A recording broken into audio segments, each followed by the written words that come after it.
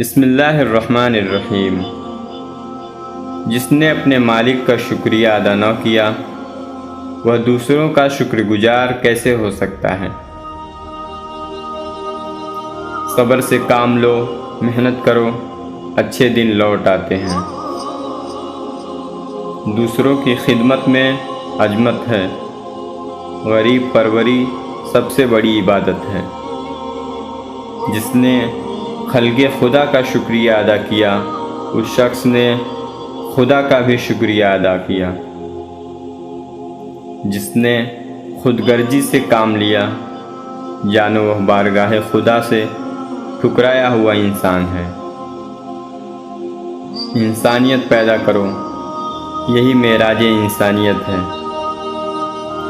اپنے ملک و قوم کے خاطر جان قربان کرو۔ بیماروں کی تیمارداری، مساکین کی حوصلہ افزائی اور ظالم سے مقابلہ عین جہاد اکبر ہے۔